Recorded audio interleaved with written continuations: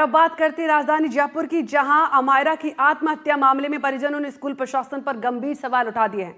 परिजन आज कृषि मंत्री करोड़ीलाल मीणा से मिले और अपनी पीड़ा साझा की। परिजनों का कहना है कि स्कूल के सीसीटीवी फुटेज साझा नहीं किए गए और उन्हें शक है कि बच्ची को कुछ ऐसा कहा गया जिसने चौथी मंजिल से छलांग लगा दी। मंत्री जी ने कहा कि परिजनों का पूरा शक अब सही है, क्योंकि इस मामले में मुख्यमंत्री से बात करवाई गई है, मांग की गई है। उन्होंने कहा है कि ऐसे हादसे नहीं होने चाहिए और अगर स्कूल के सबूत छिपाने की कोशिश की है तो इसकी जांच जरूर होनी चाहिए।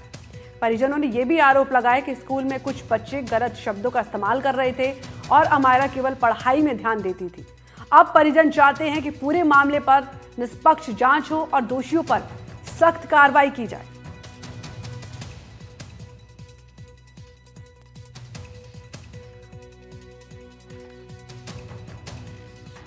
उनको शक है, शक होना स्वाभाविक है, क्योंकि 9 साल की बच्ची चौथी मंजिल पर चली जाए और कूद जाए तो कोई बड़ा कारण है।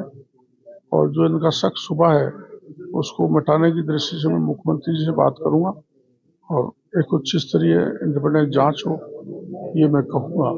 उससे सच्चाई पता लगेगी तो प्रदेश की जनता भी संतुष्ट होगी और पेरेंट्स भी। अंता में सचिन पायलट की चुनावी रैली हुई। अंता से मांगरोल तक सचिन पायलट का रोड शो हुआ। मांगरोल में चुनावी जनसभा को संबोधित करेंगे वो। कांग्रेस प्रत्याशी के समर्थन में मेगा रोड शो किया गया है, तो कांग्रेस से प्रमोद जैन भाया के समर्थन में रैली की गई है। सचिन पायलट ने बीजेपी पर अब निशाना साध दिया है।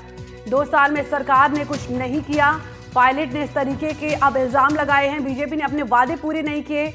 अंता में बहुमत से बीजेपी कांग्रेस, तो इस तरीके से सचिन पायलट लगातार बीजेपी पर निशाने साधते रहे। ये चुनावी रैली की गई। आपको बता दें कि कांग्रेस के प्रमोद भाया जैन के समर्थन में पूरी रैली निकाली गई है। तस्वीरें आपके सामने हैं। विकास के क्षेत्र में इस इलाके को हमेशा आगे रखा है और ये उपचुनाव भी इसलिए हो रहा है क्योंकि यहाँ के जो भाजपा के विधायक थे उनको माननीय न्यायालय ने अयोग्य घोषित किया। उनको अयोग्य हमने नहीं कहा, लेकिन कोर्ट ने, कचहरी ने, न्यायालय ने कहा कि वो इस योग्य नहीं है कि इस सदन के सदस्य रहें। इसलिए यहाँ पर उपचुनाव हो रहा है और ये उपचुनाव भाजपा की राजस्थान की 2 साल पुरानी सरकार का जो आकलन है वो जनता कर रही है। मुझे लगता है कि 2 साल में जो विश्वासघात हुआ है, जिन वादों को बोलकर भाजपा सत्ता में आई थी, उसे बिल्कुल पीछे हट चुके हैं। और भाजपा में जो अंदरूनी खिंचाव है, जो टकराव है सत्ता संगठन में और भाजपा के अंदर, उसका परिणाम देखा हमने जब यहाँ टिकट वितरण हुआ था तब बहुत खिंचाव था। तो ये चुनाव कांग्रेस पार्टी अच्छे बहुमत से जीतेगी। तो चुनाव प्रचार के दौरान वार पलटवार भी तेज हो गया। डिप्टी सीएम प्रेमचंद बैरवा और पीसीसी चीफ गोविंद सिंह डोटासरा ने क्या कुछ कहा, आइए आपको सुनवाते हैं।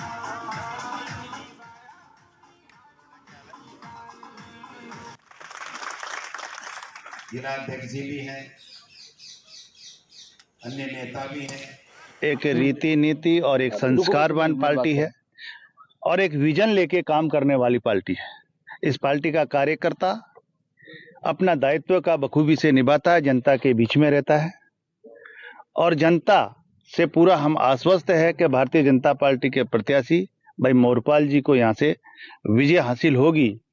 और हमारे कार्यकर्ता रात दिन जनता के बीच में रहते हैं और जिस तरह से जो डबल इंजन की सरकार 2 साल में जिस तरह से हर क्षेत्र हर वर्ग को लेकर काम कर रही है और हमारे माननीय यशस्वी प्रधानमंत्री नरेंद्र मोदी जी का जो विजन है विकसित भारत 2047 का, जब हमारे माननीय प्रधानमंत्री जी इस देश की बागडोर संभाले थे उस समय देश की आर्थिक स्थिति की दृष्टि से देश 11वें नंबर पे था, वो आज 4थे स्तंभ पर आके खड़ा हुआ है और 3रे स्थान पे आने की तैयारी है।